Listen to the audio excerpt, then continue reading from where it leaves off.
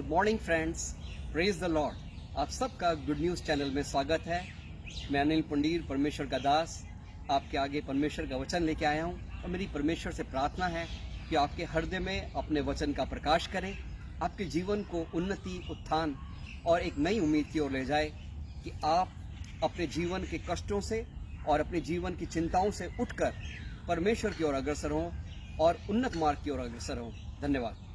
परमेश्वर, उनसे से प्रार्थना करते हैं कि सुनने वालों को और बोलने वाले को अपनी पवित्र आत्मा से भर दे। प्रभु यीशु मसीह के नाम से मांगता हूँ और धन्यवाद देता हूँ, आमीन। तो आज का जो प्रसंग है यीशु मसीह के जीवन से है, and that is from John chapter 4। और before I start discussing that chapter, मैं आपको कहना चाहता हूँ कि आज इस समय समाज में सभी लोगों को एकजुट होकर इस कोरोना काल में इस संकट का मुकाबला करना है और आगे बढ़ना है। इसमें लोगों को मैं देखता हूँ फेसबुक में और मीडिया में कई तरह की जाति और धर्म के नाम पे हिंसा होती है। लोग एक दूसरे से लड़ाई करते हैं और कई बातें होती हैं। हमें अपने समाज को जाति और धर्म से और ऊंच नीच से भूलकर और एकजुट होकर हमें आगे बढ़ना है और प्रगति के रास्ते पर जाना है। इसी संदर्भ में मैं आपसे कहना चाहता हूं कि ये कोई नई बात नहीं है। आप इतिहास उठा के देखेंगे तो हर देश में, हर काल में ऐसा हुआ है कि हर समाज अलग अलग धर्मों और जातियों में बटा होता है। कई बार अमीरी और गरीबी में, कई बार बुद्धिजीवी में और सर्वहारा वर्ग में, अलग अलग वर्गों में बटा होता है। और हर समाज में चिंतक होते हैं, समाज सुधारक होते हैं। हमारे देश में भी कई ऐसे नेता हुए हैं, पास में अभी भी हैं, कि जो इस तरह से लोगों को जोड़ने का काम करते हैं। लेकिन मैं आपको बताना चाहता हूं कि आज से 2000 साल पहले प्रभु यीशु मसीह ने ना सिर्फ एक आत्मिक जागृति और एक आत्मिक उत्थान और एक आत्मिक क्रांति लेके आए, बल्कि एक सामाजिक क्रांति भी लेके आए। इजराइल देश बेबीलोनियन लोगों के कॉलोनी रहा, असीरियंस की कॉलोनी रहा, उसके बाद रोमन लोगों की कॉलोनी रहा। और जब यीशु मसीह का इजराइल में जन्म हुआ, उसमें वो रोमन कॉलोनी था। उससे पहले जब बेबीलोनियंस ने इजराइलीज को जीता तो वहाँ के कुछ लोग वहाँ पे बस गए और उन लोगों ने इंटर मैरिज भी करी और अंतर जातीय विवाह भी हुए। और कई लोग वहाँ पे इस तरह से कि इजरायली पिता है और बेबीलोनियन मदर है, या बेबीलोनियन फादर है, इजरायली मदर है। इस तरह से वहाँ पे एक समाज का वहाँ पे नया समाज का उदय हुआ। तो जो इजरायली लोग थे, क्योंकि वो परमेश्वर के चुने हुए जन थे, उनके पास परमेश्वर की वाचा थी, परमेश्वर के नियम थे, परमेश्वर के नबी उनके पास आए थे, कई नबी उनके पास आए, तो वो अपने को औरों से अलग और ज़्यादा उन्नत समझते थे। औरों के साथ वो ज़्यादा मिलजोल नहीं रखते थे। और जो उनकी जाति के लोग दूसरे से शादी कर लेते थे, उनको वो बहुत ही हीन दृष्टि से देखते थे। तो उस पर्टिकुलर एरिया का नाम था समारिया, जिसमें कि इस तरह से अंतरजातीय विवाह बहुत ज्यादा हुए और वहां के लोगों को समारिटन्स कहते थे। उनसे वो समारियंस के साथ वो मिलते जुलते नहीं थे और जनरली वो उस एरिया से भी गुजरना पसंद नहीं करते थे।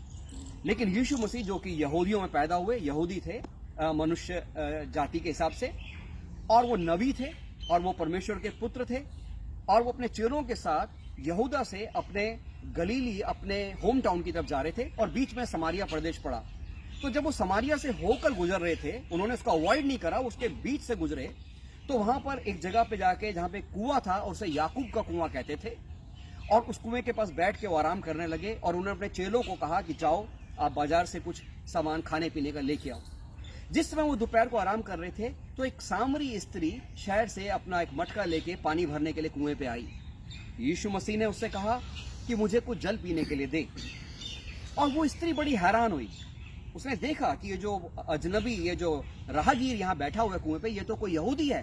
उनके पहनावे से, उनकी बात से उन्हें लगा।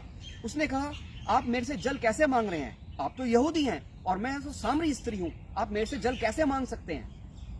तो यीशु मसीह उससे कहते हैं, जॉन चैप्टर 4:10 वर्ड्स बताती है, Jesus reply to her, if you knew the gift of God and it is who asked you, and you knew who asked you for a drink, you would have asked him and he would have given you everlasting water। कि यदि तू जानती कि परमेश्वर का वरदान क्या है, परमेश्वर का उपहार क्या है, और कौन तेरे से जल मांग रहा है पीने के लिए, तो तू उससे जीवन का जल मांगती और वो तुझे जीवन का जल देता। आमेन, प्रेज द लॉर्ड। तो क्योंकि स्त्री जानती नहीं कि वो किससे बात कर रही है और उससे वो क्या मांग सकती है, वो जाति पाति की बात कर रही है। परमेश्वर का स्वरूप यीशु मसीह, परमेश्वर का पुत्र वहां उसके सामने उपस्थित है, लेकिन वो उसको पहचानती नहीं है, उसको जानती नहीं है, और वो धर्म और जाति की बात कर रही है। तो यीशु मसीह उसे कहते हैं कि अगर तू मेरे से मांगती तो मैं तुझे जीवन का जल देता। तो वो स्त्री कहती है कि आप कहां से मेरे को कौन सा जल देंगे, कि है ये कैसा जल है आप मुझे देंगे, आपके पास तो कुछ बर्तन ही नहीं है, ये कुआं इतना गहरा है, आप पानी कैसे निकालेंगे? क्या आप हमारे पूर्वज जो याकूब थे जिन्होंने इस कुएं को खुदवाया था, क्या आप उनसे महान हैं? उनकी संतानों ने इस कुएं का पानी पिया, उनके जानवरों ने पिया, आज हम भी पी रहे हैं, तो क्या आप उनसे महान हैं? तो यीशु मसीह उसे रिप्लाई करते हैं John chapter 4 and verse 13 and 14 में। जीसस बोलते हैं कि whoever drinks this water he will be thirsty again, but whoever drinks the water that I shall give to him he will never thirst again. The water that I shall give to him will become in him a spring of water welling up to eternal life. कि जो भी इस जल को पिएगा वो फिर प्यासा का प्यासा रहेगा, लेकिन जो जल मैं पीने को देता हूं, यदि वो उस जल को पिएगा तो उसको कभी प्यास ना लगेगी, बल्कि वो जल उसके हृदय में जाके एक जीवन का सोता बन जाएगा और हमेशा उमड़ता रहेगा। आमीन, प्रेज द लॉर्ड। और जब उस स्त्री ने इस बात को सुना कि एक ऐसा जल प्रभु यीशु दे सकते हैं जिसको पीने का कभी प्यास नहीं लगती, तो वो अभी ये समझ नहीं रही कि वो आत्मिक जल की बात कर रहे हैं और वो ऐसे ही एक जल की बात सोच रही है। तो वो कहती है कि प्रभु जी आप मुझे तो वो जल पीने के लिए दे दीजिए ताकि मुझे कभी प्यास ना लगे, क्योंकि मेरे को रोज इस कुएं में पानी भरने आना पड़ता है और मैं यहाँ आने से मेरे को छुटकारा मिल जाएगा और मैं कभी प्यास नहीं लगेगी। देखिए, हम लोग भी अपना मटका लेके घूमते रहते हैं, उस मटके में हमने पहले से काफी पानी भरा पड़ा होता है? कुछ अच्छा है, कुछ बुरा पानी है, कैसा पानी है, वो खत्म होता है, फिर हम कुछ पानी भरते हैं। लेकिन जब प्रभु यीशु मसीह के पास आए तो वो आपके मटके को जब भरेगा पानी से, तो आपको दोबारा जल की जरूरत नहीं पड़ेगी। वो जल आपके अंदर उमड़ता रहेगा, आपकी प्यास को, हृदय की प्यास को बुझाता रहेगा। वो कहती है, तो प्रभु यीशु मसीह उससे बोलते हैं कि जब वो उसको बोलती है कि भाई ये तो आप हमारे उनसे पूर्वजों से महान हैं, तो वो कहती है कि अरे, वो सोचती है कि मैं समझती हूँ कि आप तो नबी हैं कोई है। तो नहीं, यीशु मसीह उसे कहते हैं कि जा तू अपने पति को लेके आ। तो वो स्त्री कहती है कि मेरा तो कोई पति ही नहीं है। तो यीशु मसीह कहते हैं तू सत्य कहती है कि तेरा पति नहीं है, तेरे आज से पहले 5 पति हो चुके हैं और आज तू जिसके साथ रह रही है वो भी तेरा पति नहीं है। That means that lady was living in A live in relationship and she had a reputation. Generally क्या होता है कि स्त्रियां गांव में जब पानी भरने जाती हैं तो वो सुबह के टाइम जाती हैं कुएं पे, और या शाम के टाइम जाती हैं, दोपहर के टाइम कोई नहीं जाता है। और जब स्त्रियां कुएं में पानी भरती हैं तो आपस में बातचीत भी करती हैं, समाज के बारे में, लोगों के बारे में, कई तरह की गॉसिप्स होती हैं। तो मैं समझता हूं कि स्त्री के बारे में वो स्त्रियां, बाकी की स्त्रियां कई तरह की बातें बनाती रही होंगी, क्योंकि उसका जीवन ऐसा था, एक पति, दूसरा पति, तीसरा पति, 5 पति, और अभी भी जिसके साथ रह रही है वो भी उसका पति नहीं है। तो वो अपना गलानी से और शेम से, शर्मिंदगी में अपना मुंह किसी को दिखाती नहीं है। वो सुबह पानी भरने नहीं जाती, वो दोपहर के टाइम अपना मटका लेके पानी भरने जाती है। लेकिन देखो, आज परमेश्वर का ऐसा आशीर्वाद हुआ कि वो जब पानी भरने आई है तो प्रभु समय वहां पे खड़े हुए हैं और उससे बातचीत कर रहे हैं। और जब परमेश्वर ने, प्रभु यीशु मसीह ने उसको उसके जीवन के बारे में बताया, तो वो सोचने लगी कि ये व्यक्ति कोई साधारण मनुष्य नहीं है, ये तो कोई नबी है। नबी? वो कहती है कि प्रभु मैं समझती हूँ कि आप तो कोई नबी हो, और आप यहूदी लोग और हमारे जो पूर्वज हैं वो इस पहाड़ के ऊपर परमेश्वर की आराधना करते थे, लेकिन आप यहूदी लोग कहते हो कि हमें यरूशलेम के अंदर आके मंदिर में आराधना करनी चाहिए। तो वो स्त्री क्या सोचती है कि जैसे उसका पाप प्रकट होता है, यीशु मसीह उसके पाप की ओर इशारा करते हैं कि वो पाप का जीवन जी रही है, तो एकदम से वो बात का जो सब्जेक्ट का जो विषय है उसको बदल देती है। वो पानी को छोड़, बाकी बातें छोड़, अपने जीवन को छोड़, वो धर्म की बातें करने लगती है। वो कहने लगती है, वो बताने लगती है कि देखो उसके पूर्वज तो पहाड़ों पे प्रार्थना करते थे, यहूदी लोग मंदिर में आराधना करते हैं, और वो सोचती है ये नबी है तो मैं इनसे धार्मिक बातें करूं। ऐसा होता है कि जब हम परमेश्वर के वचन को बोलते हैं तो लोगों के घड़ों में पहले भी अपना कुछ पानी भरा हुआ है, तो वो अपना पानी उठा उठा के दिखाने लगते हैं, देखो कि हमारे पास भी ये ज्ञान है, देखो हमारे पास भी ये बुद्धि है, देखो हमारे पास भी ये वो है। लेकिन देखो, यदि आप यीशु मसीह के पास आते हो और उसके वचन को सुनते हो तो आप अपना खाली मटका लेके आइए, ताकि उसके अंदर जब आप जल भरे तो वो सोता बन जाए और वो मिक्स ना हो।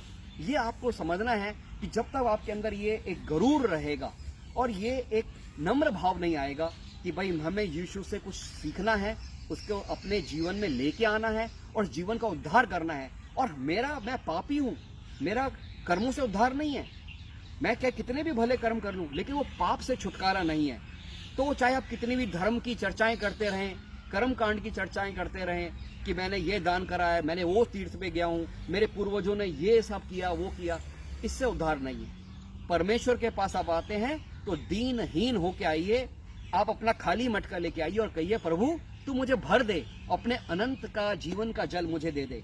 तो जब ये स्त्री धर्म की बातें करने लगी और कि कहां पे प्रार्थना करनी है, वहां पे प्रार्थना करनी है, वहां जाना है, तो यीशु मसीह उसे कहते हैं, John chapter 4 verse 21 to 24, Jesus उसको कहते हैं, उस औरत को रिप्लाई करते हैं, believe me the hour is coming when you will not worship God, when you will not worship father on this mountain और इन टेम्पल।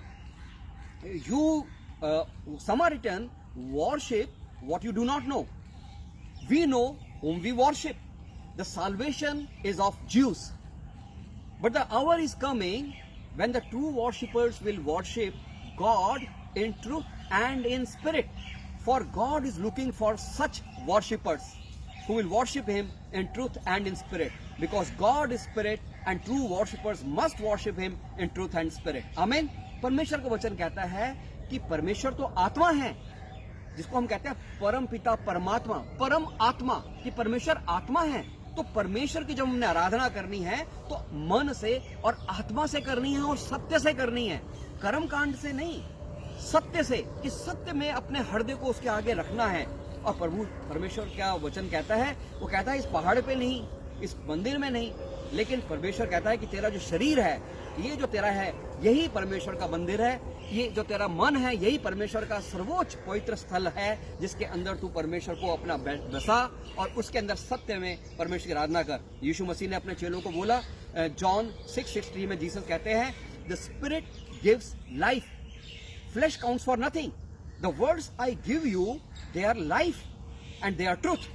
यीशु मसीह कहते हैं यूहन्ना 6:63 में कि आत्मा जीवन देती है, शरीर कुछ नहीं है, आत्मा से जीवन है, और जो वचन मैं तुम्हें देता हूं वो आत्मा और सत्य है, आत्मा और जीवन है।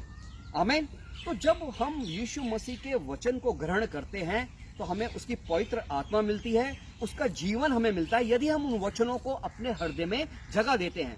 जॉन चैप्टर 6 वर्स 68-69 में जो यीशु मसीह के चेले थे, जब यीशु मसीह ने कहा अपने चेलों को कि तुम्हें तो मेरे रक्त में और मेरे जो शरीर में तुम्हें हिस्सेदार बनना है, जब तुम इसे ग्रहण करोगे तभी तुम मेरे सच्चे शिष्य कहलाओगे, तो कई चेले तो छोड़ के भाग गए यीशु मसीह को। ये किस तरह की शिक्षा कह रहा है कि हमें इसके शरीर को खाना है या इसके लहू को पीना है?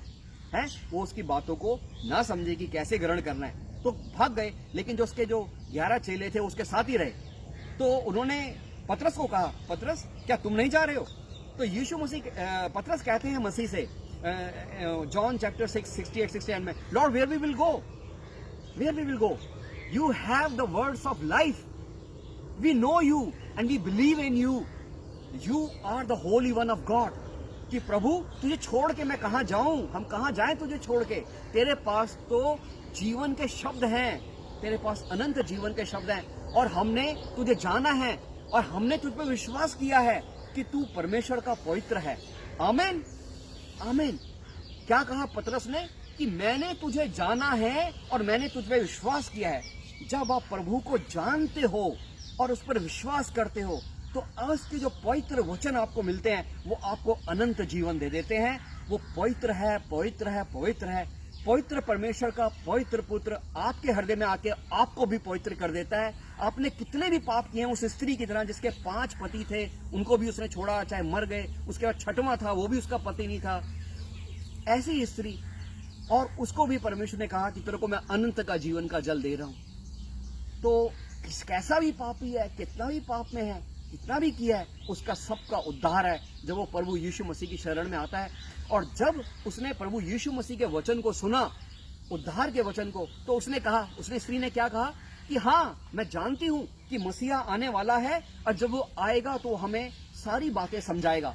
तो यीशु कहते हैं मैं ही वो मसीहा हूं। वो अपना पूरा इंट्रोडक्शन उसको देते हैं और स्त्री सुन के बड़ी प्रसन्न होती है और वो क्या करती है, अपने बर्तन को वहीं छोड़ के और शहर की तरफ भाग जाती है। और जब वो शहर जाती है तो वहां लोगों को चिल्ला चिल्ला के सबको बोलती है, देखो मेरे को एक ऐसा व्यक्ति मिला है जिसने सारा कुछ मेरे जीवन के बारे में बता दिया है, क्या ये व्यक्ति मसीहा है? वो कहता है मैं मसीहा हूं। तो वो लोग उसकी बातों को सुनकर वहां आते हैं, समारी लोग, और यीशु मसीह को मिलते हैं। और जब यीशु मसीह के वचनों को सुनते हैं तो वो उसके ऊपर विश्वास करते हैं और कई उसके चेले बन जाते हैं। तो वो लोग इस स्त्री को कहते हैं क्योंकि तूने अपनी टेस्टिमनी दी, क्योंकि तूने अपनी गवाही दी, इसलिए हम आए। लेकिन अब सिर्फ तेरी गवाही से नहीं, लेकिन परमेश्वर के वचन को, उसके वचन को हमने खुद सुन के हमने उस पर विश्वास किया है। और ये सत्य बात है कि वो जगत का मुक्तिदाता, उद्धार करता है। आमीन। वो समारितन लोग, वो दलित लोग जिनको कोई कुछ समझता नहीं था, हिब्रू लोग जिनमें कि यहूदियों में यीशु मसीह का जन्म हुआ, उनमें से भी कई अधिकतर जो ज्ञान के बड़े बड़े अपने को बड़े प्रकांड पंडित समझते थे, उन्होंने भी उसको कुछ यीशु को ना जाना बल्कि उससे जलन करी। और वो यीशु मसीह को एक दलित स्त्री ने, एक समारितन स्त्री ने, वहां पे जब कुएं पे उसकी मुलाकात हुई, जो कि लोगों से मुंह छुपा के दोपहर के टाइम पानी भरने आती थी, उसके अंदर जब वचन आए तो एक नए जीवन का संचार हो गया, उसका उद्धार हो गया, उसके जीवन में क्रांति आ गई। और वो उस बर्तन को जो पानी भरने के लाई थी उसको वहीं छोड़ के भाग गई और जाके पूरे शहर में उसने ढिंडोरा फैला दिया कि देखो मसीहा आया है, उसने मेरे जीवन के बारे में सब कुछ मुझे बता दिया है। आमीन। Praise the Lord. आपको हम्बल होना पड़ेगा कि वो स्त्री जो दूसरों से मुंह छुपा रही थी अपने पाप की वजह से, जब उसका उद्धार हो गया तो सबको जाके अपने जीवन की गवाही दे रही है। और उसकी गवाही सुनकर वो लोग, सामारी लोग यीशु से मिलने आ रहे हैं। और जब वो मिलने आ रहे हैं तो गवाही तो उनको यीशु मसीह के पास लेके आई, लेकिन जब उन्होंने वचनों को खुद सुना तो उनका भी उद्धार हो गया। और यीशु मसीह 2 दिन उनके साथ रहे। और जब उन्होंने वचनों को सुन लिया, ग्रहण कर लिया, तो उन्होंने ये स्टेटमेंट दिया, उन समारितन लोगों ने, उन्होंने क्या स्टेटमेंट दिया? Truly he is Christ, truly you are Christ, the saviour of the world. Saviour of the world, not समारी लोगों का, ना सिर्फ इजरायली लोगों का, पर पूरी दुनिया का, कि यीशु मसीह तो मसीहा है, तो उद्धार करता है, पूरे सारे दुनिया का तो उद्धार करता है। आमीन। Praise the Lord. आज जब मसीह के आप पास आते हैं तो सबसे पहली बात आप देखिए, उस सामरी स्त्री की तरह आप ये मत भूल जाइए कि वो कौन है जिससे बात कर रहे हैं आप, जिसके वचन को आप सुन रहे हैं। अपने बर्तन को खाली करिए और जीवन के जल से भरिए। जब आप जानेंगे आप किससे बात कर रहे हैं तो आपसे उससे सही चीज मांग पाएंगे। यदि आप बैंक में जाते हैं तो पैसा मिलता है, यदि आप किसी शस्त्रागार में जाते हैं तो आप शस्त्र खरीदते हैं, स्कूल में जाते हैं तो आप पढ़ाई करते हैं, किसी मय खाने में जाते हैं तो मय पीते हैं। ठीक है, जहां पे जिसके पास जो है वो आपको वही देगा। यीशु मसीह के पास क्या है? यीशु मसीह के पास है उद्धार, यीशु मसीह के पास है अनंत जीवन। 2 भलाई के वचन, 2 अच्छी बातें आपको कहीं भी सुनने को मिल जाएंगी, लेकिन यीशु मसीह ही अकेला वो है जो आपको अनंत जीवन और उद्धार देता है और पापों से छुटकारा देता है। क्यों? क्योंकि उसने अपने प्राण सूली के ऊपर दिए। देखिए अनंत जीवन क्या है? अनंत का मतलब क्या है? जिसका अंत ना हो। हम कहते हैं परमपिता परमेश्वर तो अनंत है, तो आदि और अंत से परे है, तो अल्फा और ओमेगा है। तो यदि हम यीशु मसीह पे विश्वास करते हैं तो हम उसकी संतान बन जाते हैं। हम आदि और अंत वाले जो परमेश्वर उससे परे, हम भी वैसे ही हो जाते हैं, अनंत के भागी बन जाते हैं, अनंत जीवन के भागी बन जाते हैं। किसी आदमी ने कितनी भी जमीन जायदाद इकट्ठी करी है, कितना धन इकट्ठा करा है, अगर जब उसका मृत्यु का समय आता है सब उसको छोड़ के जाना है, कुछ भी साथ ले जाके नहीं जाना है। अगर उसमें कोई व्यक्ति से बोले कि भाई तू अपनी आधी जायदाद मुझे दे दे, आधी धन दौलत दे दे, मैं तेरे जीवन के 2 साल बढ़ा दूंगा, तो कहेगा भाई तू सारा ले ले पर 2 साल बढ़ा दे मेरे। क्या वो बढ़ा पाएगा? वो व्यक्ति नहीं बढ़ा पाएगा। लेकिन यीशु मसीह क्या कहता है? यदि तू मेरे जीवन का जल लेता है, जो आत्मा मैं तुझे देता हूं, पवित्र आत्मा ग्रहण करता है, उद्धार ग्रहण करता है, मुझे मुक्तिदाता स्वीकार करता है, तो तुझे अनंत जीवन मिलेगा जिसका कभी अंत न होगा। यीशु मसीह ने कहा, यदि तुम मुझे विश्वास करते हो तुम ना मरोगे, और यदि तुम मुझे विश्वास करते हुए तुम्हारा शरीर मर भी गया तो तुम जीवित रहोगे। आमीन। जो प्रभु यीशु मसीह के वचन में ग्रहण करता है, उसे जानता है और उस पर विश्वास करता है, वो पतरस की तरह बोलेगा कि प्रभु मैं तुझे छोड़कर कहां जाऊं, तेरे पास तो अनंत जीवन का शब्द है, जल है, मैं तुझ पे विश्वास करता हूं, मैं तेरे को जानता हूं, मैं तुझ पे विश्वास करता हूं। आमीन। तो प्रभु को जानना है, विश्वास करना है, अपने अहंकार को छोड़ दीजिए। आप शुद्ध मन से, आप टूटे हुए हृदय से उसके पास आइए और वो आपको एक जीवन का जल देगा।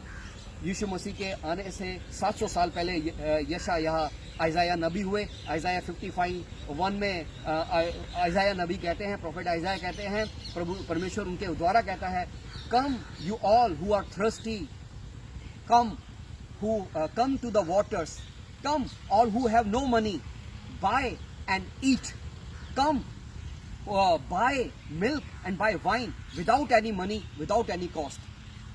ओ प्यासे लोगों, तुम मेरे पास आओ, जल के पास आओ, खरीदो और खाओ। तुम्हारे पास जिसके पास पैसा नहीं है, धन नहीं है, वो भी आए, वो सब आए और मुफ्त में बिना कीमत के आप ये जीवन का जल मुझसे ले लो। ये जो दाख रस और जो दूध मैं पीने को दे रहा हूं वचनों का, इसको आप पी लो, इसको खा लो और अनंत जीवन में रहो। क्यों कह रहे हैं प्रभु कि बिना कीमत के, बिना पैसे के? प्रभु ने पैसे के बारे में बहुत बातें कही और हमें समझाया, क्योंकि मनुष्य जो है हर चीज को पैसे से तोलता है। मेरे इस चैनल पे कई लोग मुझे कह रहे हैं कि आप क्या बेच रहे हैं, क्या आप कोई प्रोडक्ट बेच रहे हैं, आप क्या बेच रहे हैं? मैं कुछ नहीं बेच रहा हूं, मैं परमेश्वर का शब्द दे रहा हूं। वो कहते हैं कि आप क्या चाहते हैं? मैं आपसे कुछ नहीं चाहता हूं, मैं आपसे आपका अहंकार चाहता हूं कि उसे डाल दीजिए और परमेश्वर को वचन ग्रहण करके परमेश्वर की शरण में आइए, प्रभु यीशु मसीह की शरण में आइए। हर चीज को धन से और दौलत से और पैसे से और अपने पद से मत तोलिए। परमेश्वर ने आपको जीवन दिया है, वो आपको अनंत जीवन देना चाहता है। प्रभु कह रहा है कि बिना मोल के, बिना पैसे के तुम मुझसे जीवन का जल ले, दूध और वाइन, दाख रस जो आत्मा का है वो मुझसे ले और तू अनंत तक जिएगा। आमीन। ये प्रेज द लॉर्ड। लेकिन एक और वचन मैं आपको बताना चाहता हूं कि जरमाया में है, जरमाया की किताब में है। जरमाया कहता है, इसमें परमेश्वर का वचन कहता है कि my people have done 2 sins, मेरे लोगों ने 2 पाप किए हैं। What they have done? They have forsaken me, कि उन्होंने मुझे छोड़ दिया है। The water, the living water, मेरे जीवन का जल मैं दे रहा हूं, उसको छोड़ दिया है। And they have dug their own cistern which are broken and not able to hold the water, कि ऐसे उन्होंने कुएं खोद दिए हैं जो कि टूटे हुए हैं और वो जल को रख नहीं पाते हैं। आमीन। Praise the Lord, praise the Lord. परमेश्वर कहता है अपने कुएं खोदना छोड़ो और जो जल मैं दे रहा हूं उसे लो। मुझे मत बताओ कि तुमने कितने अच्छे कार्य करे हैं, तुम कितने भले व्यक्ति हो, तुम्हारे पूर्वजों ने कितने बड़े महान कार्य करे हैं। नहीं, जब मेरे पास आते हो तो जैसे एक छोटा बच्चा जब जन्म लेता है, ना उसके पास कोई कपड़ा होता है, ना कुछ होता है, ना कोई जबान तक नहीं होती है, वो असहाय सा होता है और सिर्फ हाथ पैर हिलाता है। तुम ऐसे आओ, एक छोटे बच्चे की, छोटे बालक की तरह हो। प्रभु ने कहा जब तक तुम एक छोटे बालक की तरह मेरे पास नहीं आओगे तब तक तुम परमेश्वर के राज्य को ग्रहण नहीं कर सकते। जब आप प्रभु के पास आते हैं टूटे हृदय को लेके, नम्र हृदय को लेके, अपने पापों से छुटकारा पाने के लिए और स्वीकार करते हुए कि प्रभु तो सब जानी जान है, सब जानता है, बचपन से लेकर आज तक हमने किया और आगे क्या करेंगे सब जानता है, तो उससे क्या छुपाना है? उसके आगे हाथ फैला के प्रभु क्षमा कर दे मुझे, और मैं मानता हूं कि तूने मेरे लिए प्राण दिए हैं, तो परमेश्वर आपको उद्धार देगा। आप धर्म और जाति और अपने जो अहंकार है या अपने कितनी शास्त्र पढ़े हैं, कितनी बुद्धि है, इन सब को छोड़ के यीशु मसीह के वचन को पढ़िए और पवित्र आत्मा से प्रार्थना करिए कि प्रभु अपनी पवित्र आत्मा दे कि मैं तेरे वचन को समझूं, तो परमेश्वर आपसे बातचीत करेगा।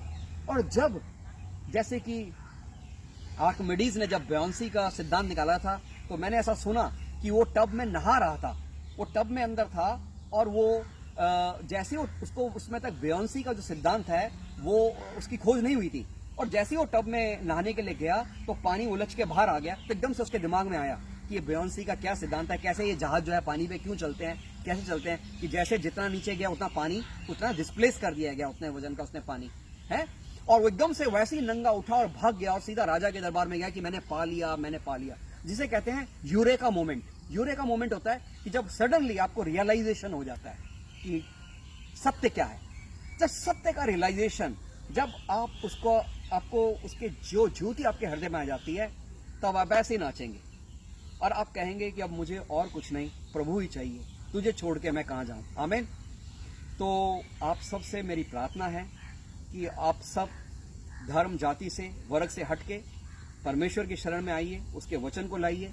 परमेश्वर ने आपको पवित्र किया है, आपको जीवन का जल देना चाहता है। कोरोना से मत डरिए, कोरोना से मत डरिए, सावधान रहिए, लेकिन आगे बढ़िए, आगे बढ़िए। एक साथ एकजुट होके इस समय देश को एक होने की जरूरत है, एक आत्मा होने की जरूरत है, एक मन होने की जरूरत है। इसमें आप एक दूसरे को धर्म में, जाति में मत बांटिए और एक होके इस परिस्थिति का मुकाबला करिए, परमेश्वर की सहायता से करिए, उसकी शरण में आके करिए और आपका उद्धार होगा। धन्यवाद है। यदि आपको ये वचन पसंद आया है तो आप अपने मित्रों में और संबंधियों में इसको दीजिए, आपका जरूर कल्याण होगा, परमेश्वर आपको आशीर्वाद देगा। यदि आप कोई प्रश्न पूछना चाहते हैं तो आप कमेंट में डाल सकते हैं, मुझे कुछ मेल डाल सकते हैं, और जैसा परमेश्वर बुद्धि और आत्मा गवाही देगी वैसा मैं आपको जवाब दूंगा। और परमेश्वर से मैं प्रार्थना करता हूं कि मुझे फिर शक्ति देगा और वचन देगा कि अगले हफ्ते फिर मैं आपके आगे वचन के साथ आऊं, कुछ नया आपके जीवन में क्रांति लाने की बात हो, आगे बढ़ने की बात हो। और कोई बात आपको बुरी लगी हो मेरी, तो उसे अपना बंधु, अपना भाई जान के क्षमा करिएगा, क्योंकि मैं नहीं बोल रहा हूँ, परमेश्वर की पवित्र आत्मा मेरे को इस्तेमाल करके आपसे बातचीत कर रही है। और परमेश्वर का शुभ आशीर्वाद के जीवन में हो। एक छोटी सी प्रार्थना करूंगा। हे पिता, कि हमारे देश पे, हमारे प्रधानमंत्री पे, राष्ट्रपति पे, गवर्नर्स पे, सभी सेवकों पे, सारे नागरिकों पे, किसानों पे, सिपाहियों पे, और प्रभु जी हर एक पे तेरा शुभ आशीष हो। प्रभु जी हमारे देश के हर बच्चे पे तेरा शुभ आशीष हो। प्रभु सब तेरी ओर झुके, तेरी ओर मुड़े और तेरे जीवन का प्रकाश हो और तेरी महिमा हो। प्रभु यीशु मसीह के नाम से आशीर्वाद मांगता हूँ, धन्यवाद देता हूँ। आमीन, आमीन। आप सबका कल्याण हो, आप सबको शुभ आशीर्वाद हो। फिर अगले हफ्ते मिलेंगे।